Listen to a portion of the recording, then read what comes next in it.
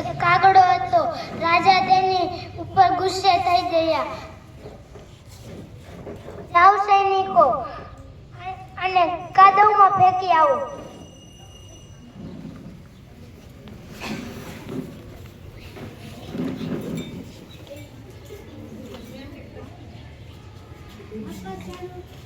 લપસણું કરતા શીખીએ છીએ ભાઈ, લપસણું કરતા શીખીએ છીએ, લપસણું કરતા શીખીએ છીએ ભાઈ, લપસણું કરતા શીખીએ છીએ.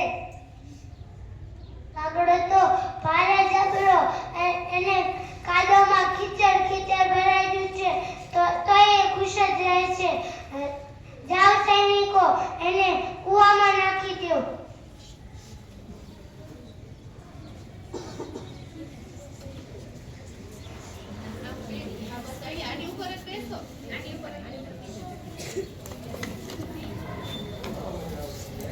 કૂવામાં તરતા શીખીએ છીએ ભાઈ, કૂવામાં તરતા શીખીએ છીએ, કૂવામાં તરતા શીખીએ છીએ ભાઈ, કૂવામાં તરતા શીખીએ છીએ.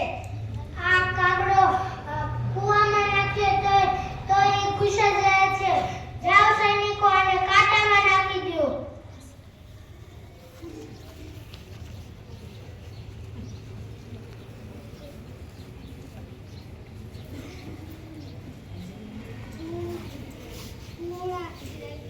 કૂણા કાન વિધાવીએ છીએ ભાઈ, કૂણા કાન વિધાવીએ છીએ, કૂણા કાન વિધાવીએ છીએ ભાઈ, કૂણા કાન વિધાવીએ છીએ.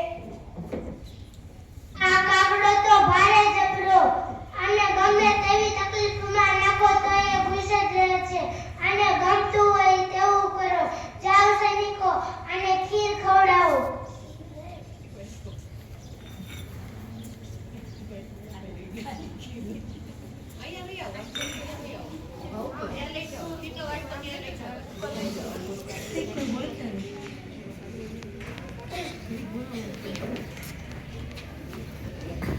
મીઠી ખીર ખાઈએ છીએ ભાઈ, મીઠી ખીર ખાઈએ છીએ, મીઠી ખીર ખાઈએ છીએ ભાઈ, મીઠી ખીર ખાઈએ છીએ.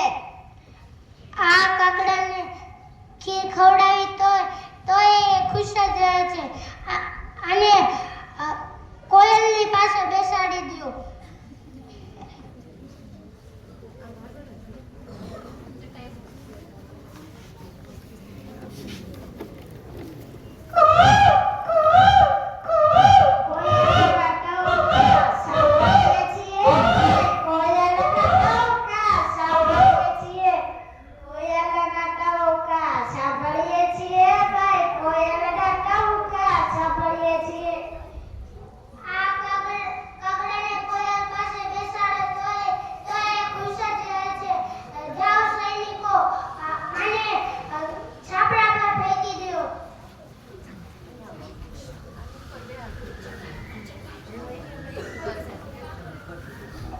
હવે અમે રાજમહેલ જોઈએ છીએ ભાઈ, હવે અમે રાજમહેલ જોઈએ છીએ, હવે અમે રાજમહેલ જોઈએ છીએ ભાઈ, હવે અમે રાજમહેલ જોઈએ છીએ.